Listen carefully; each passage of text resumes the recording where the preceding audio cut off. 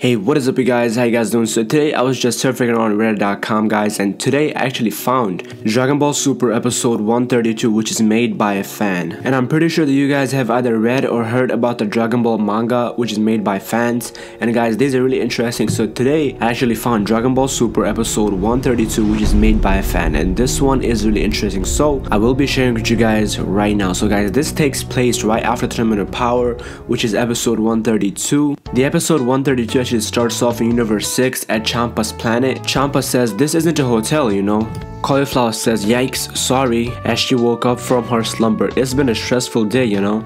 The marble floor of Lord Champa's palace balcony wasn't exactly her first choice for a peaceful sleep, but after the Tournament of Power, anywhere was good enough to take some rest. Kaba suddenly sprung to his feet, bowing apologetically. "Sorry, Lord Champa, we'll leave right away. We're terribly sorry." Then Champa says, rolling his eyes, Champa says, "It's fine. Be thankful that I'm in a good mood for a change." Then Champa asks Barros, "Is his bed ready?" And then Champa says, "I feel like I could sleep for 200 years. Barros replies back, "Yes, Lord Champa." Then laughingly she also says, "Remember to brush your teeth." Champa mumbled, "So annoying." "I heard them, my lord." And then Barros teleports right next to Champa. Champa replies back, "Fine, fine, I'm going. You don't need to push me around." Kale giggled. She has been sleeping next to Cauliflower, but assuming Exchange had clearly tickled her. The three Saiyans exchanged a laugh as Barros walked up to them. "A marble floor is no place to sleep," she said in a motherly fashion, tapping her staff as 4 beds appeared. The three Saiyans were very grateful for Vados doing this for them, and then Cauliflower asked, "Who is the 4th bed for?" Vados nodded towards the edge of the balcony. "I assume he'll want some sleep too, eventually." Cauliflower was surprised to see the tall figure of Hit, still standing there gazing out over the horizon, evidently deep in thought. She walked up to him with Kale close behind. "You gonna stand out here all night, old man?" He glanced over his shoulder at the 2 Saiyans, flashing them half a smile.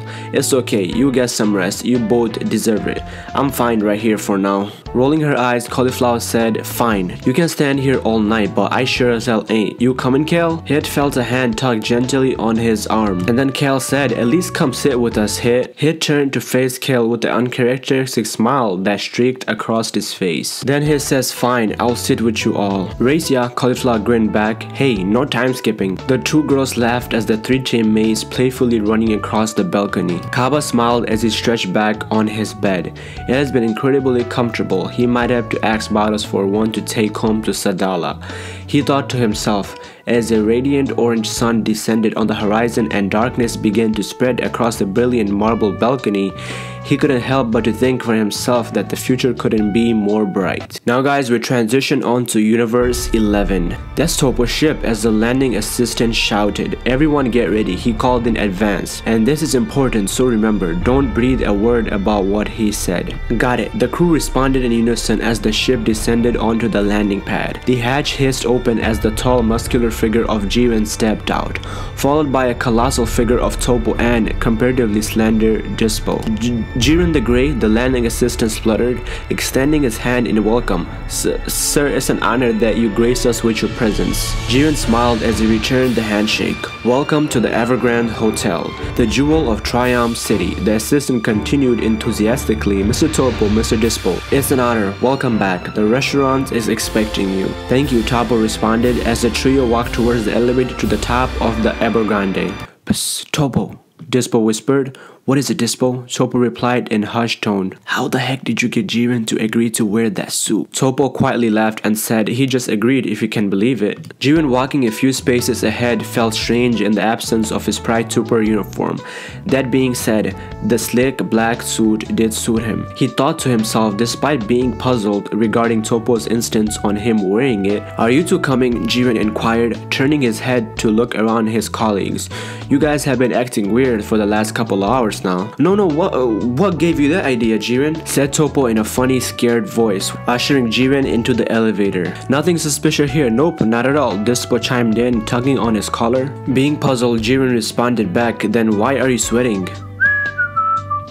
Toppo and Dispo began to whistle, pretending they hadn't heard him as they pressed the elevator button for the restaurant floor. Mumbled Jiren suspiciously as the door closed as they began their ascent. The Jewel of Triumph City was certainly an accurate description for the Evergrande. The sleek metallic-looking building towered over his quadrant of the city. Jiren gazed out the elevator window, taking in the majestic view in front of him. "Positions, everyone," Toppo whispered into his wrist-mounted communicator. "What did you just say?" Jiren asked. His suspicions now grew even more. "Oh, is that the time?" Toppo rubbed the back of his head awkwardly. Jiren replied, "Okay, would you mind telling me what?" The doors opened. "Surprise! Happy birthday, Jiren!" The voices rang out. Jiren turned to his friends, a smile beamed across his face. "I hate you both," he mumbled. He wasn't used to this and he didn't know how to respond, but at the same time he felt a huge sense of gratitude. Toppo placed his hands on his comrade's shoulder. "You didn't think we'd forget, did you? Come on, let's go. Sit down." "Happy birthday, Jiren," said Kakato while holding a gigantic cake. Kettle dropped the last one, "So I'm sorry if it's not up to standard," she said, shooting a glare at her fellow Pride Trooper who looked at the ground in guilty fashion. "It looks lovely," Jiren replied warmly, placing the cake on the nearest table. "I'll go light the candles," said Zoria, skipping over. "No, you will not," said Toppo. "The last time you tried to light the candle, you nearly set me on fire." The Pride Troopers howled in laughter as Jiren smiled to himself. For so many years, he had mourned for his family, and while he had never forgotten them, he had neglected to realize that his second family were with him all along. He finally felt a sense of belonging that had eluded him for so long. "Thank you, Goku," he thought to himself. "I'll thank you properly soon,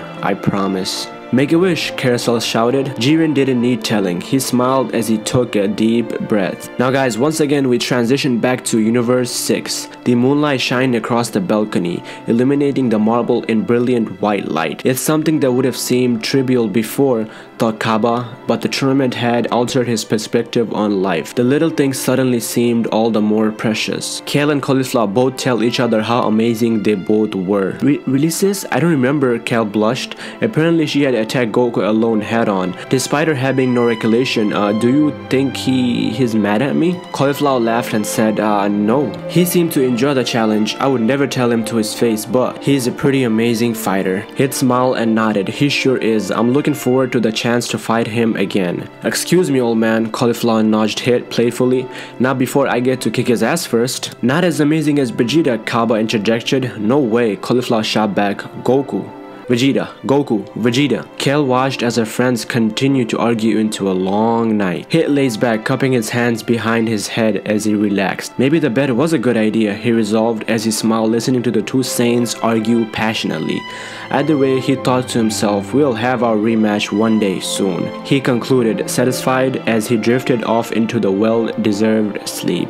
Anyways guys, that is about all I have for you guys today. This was Dragon Ball Super episode 132 made by a fan, guys, and the person that made this episode, he also made episode 133 to episode 135 and he plans on making it more. So guys, do let me know if you guys enjoyed these videos. Anyways guys, I'll catch you later. Thank you all so much for watching and have a blessed day everyone.